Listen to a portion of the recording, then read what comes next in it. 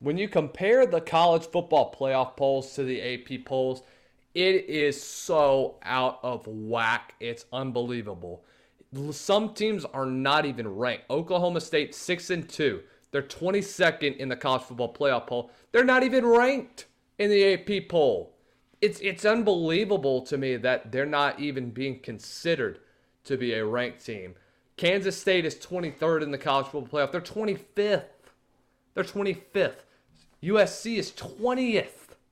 They're 20th. This is a team that has struggled. They should be barely hanging on. Air Force should be ahead of them. Their defense has been atrocious. They have struggled since they got into Pac-12 play. They've struggled against weak offenses like Arizona State, like Notre Dame's, like Utah's, like Cal's. Cal's offense is really not as good as they used to be. Yet they got in a shootout with them last week, and they were a 2-point conversion away from losing that game. Arizona, they were a 2-point conversion from going into multiple overtimes. Arizona was a missed field goal away from sending USC with their first loss. They should be technically 5-4 on the season. USC is a terrible team. Everybody say, well, Washington better be watching out. No. Washington is going to sweep the floor over Alex Grinch's defense. They are hot garbage. I'm just going to say that right now. They're garbage.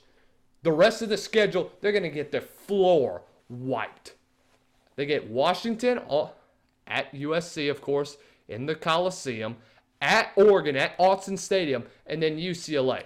I'm telling you, they're going to lose their last 3. They're going to lose 5 of their last 6 games of the season after what it looked like USC was going to be a team to beat, a team that was going to contend for a college football playoff. But then all of a sudden, oh, here we go. Here's another mediocre, overrated USC team. Guess what? Lincoln Riley's going to head out to Las Vegas. I guarantee you. Because Vegas is going to trade for the number 1 pick with either Carolina or Chicago. They're going to go get Caleb Williams. They're going to keep Caleb Williams in Vegas where the money is at. They're going to go get Lincoln Riley. Lincoln Riley's going to go out to Vegas, and he's going to go out. He's going to leave USC in shambles. In shambles. Because USC is broken at this point. I don't care how everybody thinks they're so good and all this. This is a mediocre football team. They shouldn't even be in the conversation for a Pac-12 title or a Rose Bowl. It's over with. I hope y'all enjoyed the USC teams with Caleb Williams and Jordan Addison and all that. Hey, Zachariah's going to be an interesting prospect in the next couple of years. But guess what? He ain't going to be much after Caleb Williams is gone. As good as Zachariah Branch is, he's only a freshman. Stop overhyping this dude. I know he's great in the return game. He's a fantastic, electrifying receiver. He hasn't even done anything since last month. Give him time. Stop hyping him up to even be the next great thing. They're comparing him to Reggie Bush. He's a 17, 18-year-old kid. Be quiet. Go back to just doing what you do on the radio and doing all this other stuff. Be quiet. Wait a minute. Give him time. Let him develop as a player. Because when he comes in with all this hype around him, he's going to get nervous. He's going to get frustrated. And when people are getting frustrated at him because he's not going to be delivering, he's going to hit the bench. He's going to hit the portal. And he's going to be another guy like Tate Martell was. All right, that's enough of my USC rant. I'm so sick of that team. Let's look at the rest of the AP or the college football playoff poll. Air Force comes in at 25. I think they should be ranked over USC. They should be in the top 23 at least. They should be ranked over Kansas State. I think Tulane should be close to the top 20.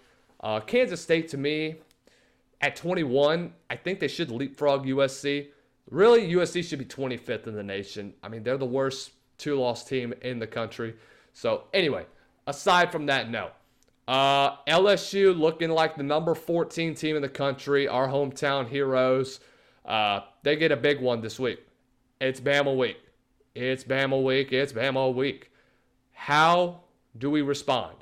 How are we going to shut down Jalen Milroe? My buddy Jace Lejeune is going to come on here in just a few minutes and talk to me about that. We're going to talk about that. Going to talk about some of the big games going on in high school football. Going to preview a good bit of that. It's going to be a fun conversation. Here's what I'm concerned about for LSU is that secondary. They're thin and their front seven is limited. You're missing Mekhi Wingo. You're missing Zy Alexander. Deuce Chestnut and Denver Harris been non-existent all year. They've been trash, honestly. Haven't been the greatest. So if you're going to rely on freshmen, I'm excited for that, honestly. It's a good thing because they're going to get playing time against a top-tier Alabama team that has not been as productive as it has been in the Bryce Young era or in the Tua Tagovailoa era or even the Jalen Hurts era. So you're getting a solid team that you can get in a shootout with if need be because you trust LSU's offense more than you trust their Alabama's offense to come out on top. When you talk about quarterback comparison, Jalen Milroe versus Jaden Daniels, who are you going to take all the time? If I'm y'all, I'm taking Jaden Daniels 100% because I trust him in the fourth quarter when the game's on the line with the receivers and the weapons that we have with Brian Thomas, with Kyron Lacey, with Malik Neighbors. All of them, they can make a huge impact on the outside and create separation and create havoc for that Alabama secondary. Looking at the top 10, though, here's where it gets interesting. Ole Miss is number 10. Penn State comes off and beats Indiana. I know it was a tough Indiana team. They fall to number 11, just outside the top 10. Ole Miss is a team that I'm kind of intrigued. They've looked somewhat inconsistent throughout the year because they'll be looking like the number one offense in all of football, and then the very next week they'll just look like another mediocre team like they have been. They were mediocre against Arkansas. They were mediocre against Auburn. And other than that, I mean, I haven't really seen much that I'm impressed with Ole Miss. Their running game is fantastic, though.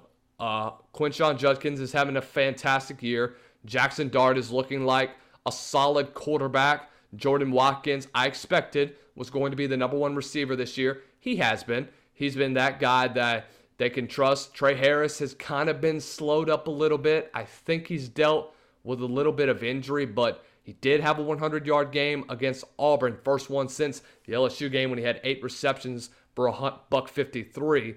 So I think that those two are going to be your consistent targets. Quinshon Judkins is on his way to another 1,000-yard season. I'm really excited for him. Had 1,500 yards last year. He'll be a top 30 pick next year in the upcoming, or excuse me, not this upcoming year. He's only a sophomore. My mistake. He'll be a top 20 pick in 2025. So he'll really be an excellent pick for any team looking for a solid back like him. Good size too, 5'11", 210. The ideal back that you want. A guy that is a downhill runner, averages nearly 5 yards a carry, really efficient on the ground. He is almost like their bread and butter throughout the year, but Ole Miss is kind of looking inconsistent. They do get Texas A&M this upcoming week, and then they got a pretty heavy slate. They do have to play Georgia. They're always a threat no matter what, obviously. It's Georgia. What do you expect? But other than that, that's their last real test of the season. Texas A&M might be a trap game, but obviously we've seen how Texas A&M has played this year, but they have been in some close game. They were in a tight one at Miami, a tight one at Tennessee, and of course the tight one against Alabama.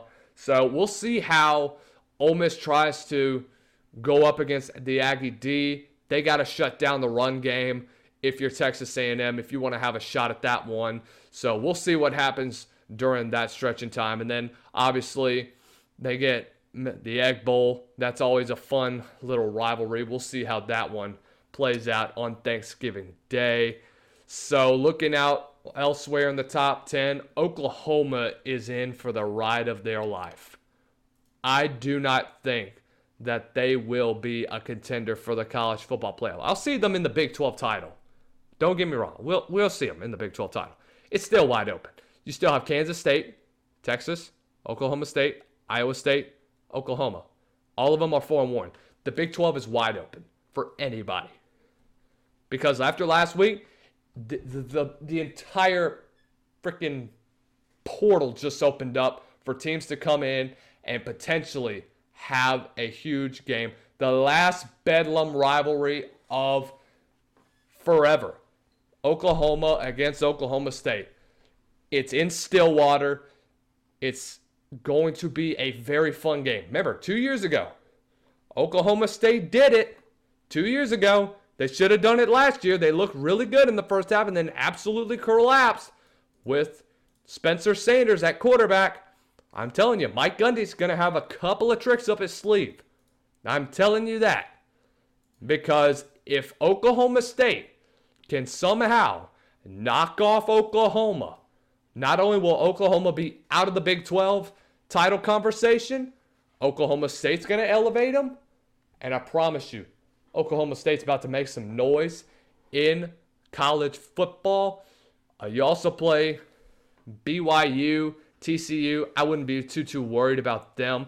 You play West Virginia. All those teams have at least an above 500 or above, but I'm not too concerned about those three teams. So I'd be looking out for Bedlam this weekend. Going to be an interesting matchup. Texas, though. Texas is another team I'm kind of concerned about. They go play Kansas State this upcoming weekend. It's going to be a tight one. Top 25 battle. I know it's at Darrell K Memorial, but this is another Big 12 game that is going to decide who's going to head out to Arlington to play for a Big 12 title game. If Kansas State wins this game, Texas is done from college football playoff contention. They've looked inconsistent themselves since the Oklahoma game, since the Bama game. Struggled against Wyoming, struggled early on against Kansas before they pulled away, struggled in the second half against Oklahoma, couldn't finish that game, collapsed in the second half against Houston, gave them an opportunity to come back, but last week against BYU looked a little bit better, but you got to be consistent. It's all about playing a complete half of football. Not just one half, you got to play two complete halves as well. That's something that I have yet to see Texas do this year since Alabama. If they want to have an opportunity to play for a Big 12 title and potentially be in that contender for a national title, and I know chaos is going to ensue, there's going to be a one-loss SEC champion, potentially, if Georgia and or Bama win out the rest of the year. It's going to be a one-loss SEC champ, a Big 12 champ that could be having one loss, and then you have the Pac-12 that should get in undefeated. I think Washington's going to sweep the competition. So college football playoff is going to come down to that. If Texas loses this upcoming weekend, they're done. Now it's time to get into the nitty-gritty. Let's start off at number 4, the top 4. Number 4 is Florida State. Think about where they were 2 years ago. An all-time low. Everybody was ready for Mike Norvell to hit out of Tallahassee. They were absolutely horrible during this stretch. They lost to Jacksonville State at home, at the Doak, to Jacksonville State. Well, by the way, they're now in the FBS right now. I think this year was their first year at the Conference USA level. Yep, they're 7-2 under Rich Rodriguez, by the way. They're looking mighty good. Their only 2 losses are to Coastal Carolina and to Liberty. They haven't really played a real threat yet. They do play South Carolina this week. But anyway, they lost to Jacksonville State at home. The very next year, they're not supposed to do anything. They get a huge win against LSU. They go to Louisville to win that. They go to Boston College. They start off 4-0. They're ranked.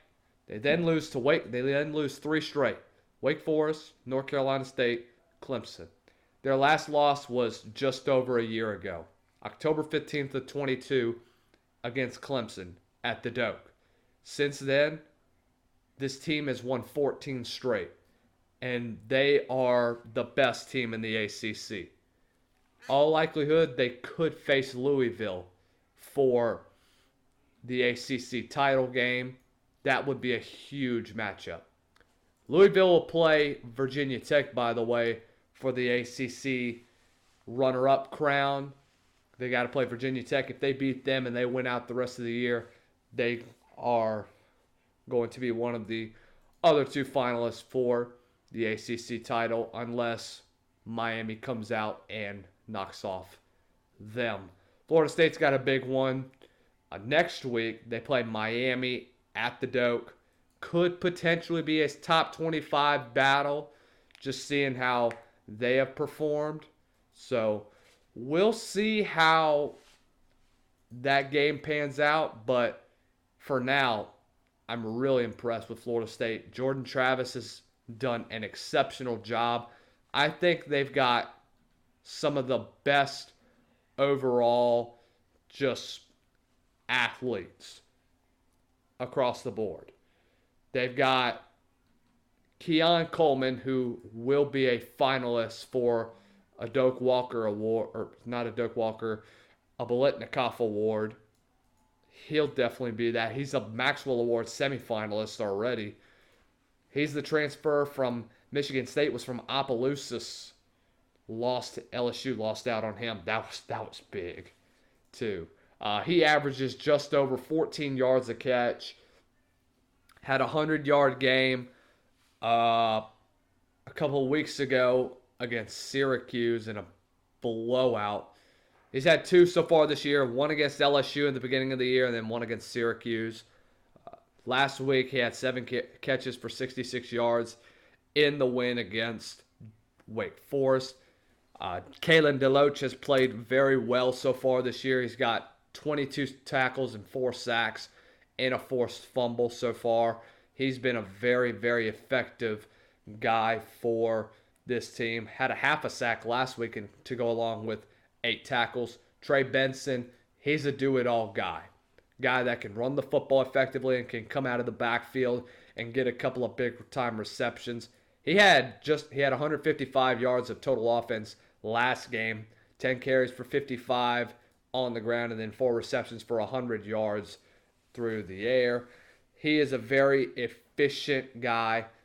Will go over 1,000 yards this year, no doubt in my mind. He has got that dog in him. Hey, thanks for listening in on episode number 6 of Fourth and Forever. For more access to the entire episode, go click in the link in the description below and subscribe to the tomorrowstoday.com for just $8 a month. Until then, we'll see you next time.